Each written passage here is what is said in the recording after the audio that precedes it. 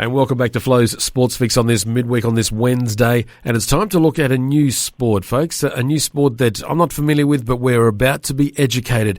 It is the world of roller derby. And we're joined by one of the captains of one of the teams. We're joined by Easy Kill, or Erin is actually her name. So g'day, Erin. How are you today? I'm good, thank you. How are you? I'm doing really well. So firstly, tell us about roller derby. It is, as I said to you off air, if there's a movie about it, it's a sport, and that's exactly what it is. So does that inspire all you girls to get involved in this? And it just seems to be absolutely crazy when I look at it, but it is a sport. It is a sport. I mean, absolutely. There's a movie called Whip It that I think every roller derby player has seen at some point in their time and thought, you know what, I just need to be a part of that. And luckily for us here in Adelaide, we have lots of opportunities to be a part of roller derby with many different leagues. I'm a part of Adelaide Roller Derby League, and roller derby is a hard-hitting, empowering sport for many here in Adelaide. We watch clips of AFLW players and some of the hits they've had, but they seem like nothing compared to some of the hits that you girls are taking in roller derby. Yeah, absolutely. You know, as I sort of mentioned, it is hard hitting. We train really hard on our strength and dynamic footwork to be able to both give and take those hits. Yeah. Obviously, you're on 8 wheels there, which makes it that extra level of challenging. But, you know, as I said, we train for many, many hours a week to be able to safely deliver and receive those hits. There's still, you know, number of accidents that occur, but definitely, you know, we're all pretty able to take a hard one. All right. Well, explain it to us. You've got two teams that playing against each other. So how do you score? How's it structured? You're rolling round and round and round in an oval shape. So how does it all? Yeah, how do you score and things like that? Yeah, absolutely. So each team fields a jammer on the track, and they start behind what we would call a start line. And then there's a 20-foot marker away from that start line, which is the pivot line, and both teams field 4 blockers each within that area. The referees give us 5 seconds to get set, and then they blow the whistle, and those 2 jammers take off over that start line with an attempt to get their bodies past our bodies. So the jammers score points by getting their hips past the opposition blocker's hips. So each hip that you pass of their player on the other team, you score a point. Okay. Essentially. So, yeah, scoring by physically passing.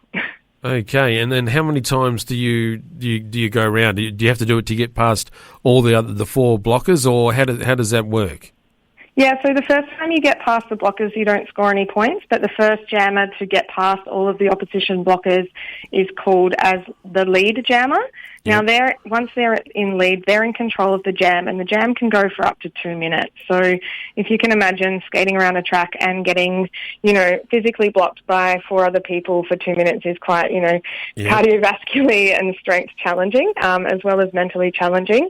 But obviously the aim is to score more points than the opposition jammer. So if they're in an advantage point where they have more points on the board, and they can see that the other jammer may be coming up to score and either level those scores or, you know, get close to taking over the lead, they can call off that jam before the 2 minutes by tapping both hands on their hips and then raising their hands above their head. So that's how, you know, a lead jammer can call off the jam early.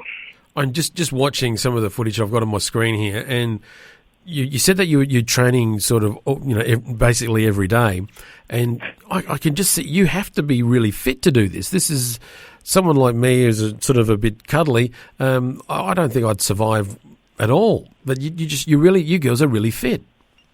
We are, and we put a lot of time into our training. It's quite strategic. There's a lot of fitness elements as well as strength. And then take into account the technical skills that you need to be able to move around the track in a safe manner, hit each other effectively without causing minimal damage, you know, besides the initial hit. Takes a lot of time and a lot of practice. So what about penalties and things like that. So, because you don't want to inflict them yourself, but they can be inflicted upon you. So how does it work with the referees and looking out for penalties and things like that? Yeah, absolutely. So we have a lot of referees involved in a bout. There are referees that are watching the jammers. There's referees that are watching the blockers. Referees that call that lead jammer, and essentially they're looking for illegal contact, which the jammers and blockers can hit each other anywhere on the upper part of the body, down the thighs, nothing below the knees. You can't hit in the head and you can't hit in the spine. So legal hits running down the track and also to those parts of the body are fine. Accidents happen and you occasionally, use your forearms or you accidentally hit somebody below the knee or hit them in the opposite direction, and that's when a penalty occurs, and you have to take 30 seconds sitting in the penalty box to think about what you've done before you can return to the track. Yeah, get out there to do it again, no doubt, but it's in the old sin bin.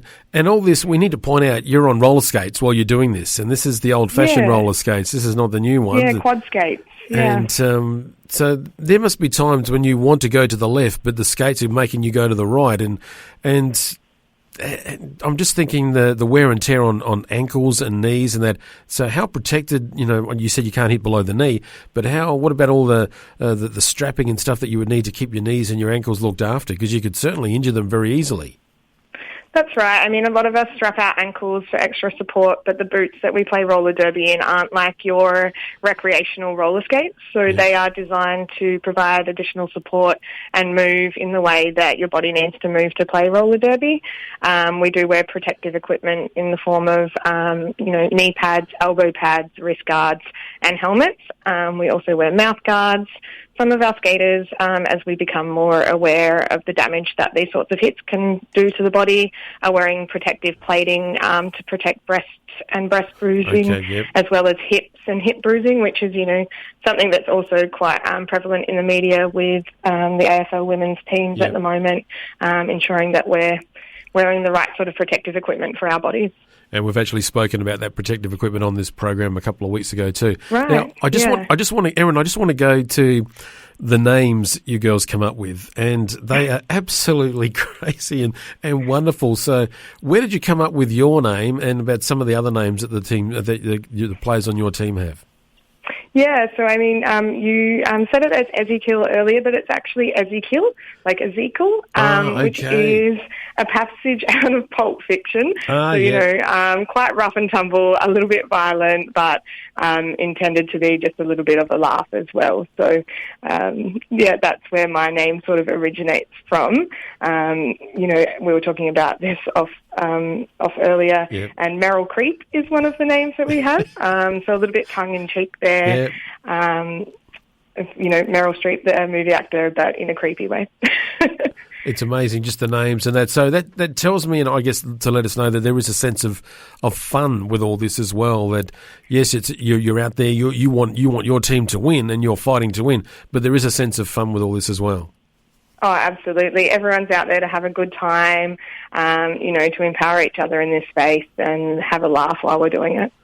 Now, there is a competition that is taking place at the Adelaide Showgrounds in Wavell this weekend on Saturday, and so if we want to go along, we can come along, we can get our tickets, which I'm sure we can able to do, and that's through I guess the regular, through Human Ticks, it says here.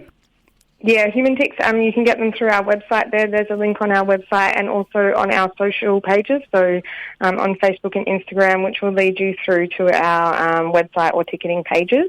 You can buy them at the door on the day, though we do recommend that you get them ahead of time to avoid missing out. There is always a big lineup, and we're always, really pushing against those ticket sales to sell out crowds, so definitely suggest getting those in ahead of time. And this Saturday will be the one to go to, because it's a double header, because there is your team, which is called, what's the name of your team? I'm on the Wild Hearses, and we're playing against the Salty Dolls. We're up first, and then the bout following us is the Mile Die Club versus the Road Train Rollers. Two really, really good bouts to get out to see. And so how do you think your team's going to go, be honest? Well, it's been quite some time since we've had a win, the Wild Hearses, but we had a cheeky little win against the Salty Dolls in a friends and family bout last year.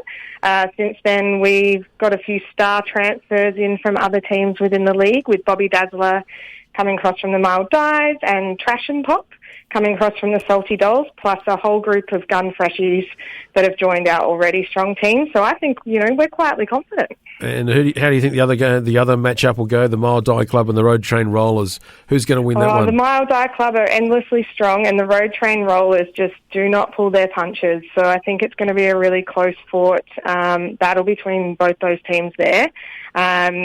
Look, my money's on the Road Train Rollers. They're a little bit of an underdog in that game, and I hope they pull through. I'm noting this down, Erin, because I'm going to follow this up to see whether you're right or you're wrong. So, all right, now I'd put a 20 on it. Oh, okay. We're going that much. All right, you're on. Now, the other thing I need to ask you, if anyone's listening to us and they're like, I'd like to get involved in this, how do we do this? How can we get involved? Because I dare say there are those that want to be players, but there might be those that just would like to be a referee, because we need referees and officials as well. Absolutely. So I would suggest coming out to a bout and seeing what it's all about. On display will be the referees. We also have non-skating officials, commentators. You can get a part of, we have a market stall at the bouts as well, so there's that way to be a part of our community without having to be a skater. You can get in contact with us through our Facebook and Instagram accounts, Adelaide Roller Derby League, which is quite easily searchable, and just shoot us a message. We do skater intakes usually around October each year, which allows you to come along and give it a go. But, if you're thinking about skating, strap on some skates at home, get a feel for what it feels like to be rolling around, and then reach out to us for some of our come and try events. And if you do like to do that, you'll be fresh meat, as they say, as it says here, fresh meat. Fresh meat, yeah, I'm definitely mouldy now, but yeah, you can come out to our fresh meat sessions, that's for sure.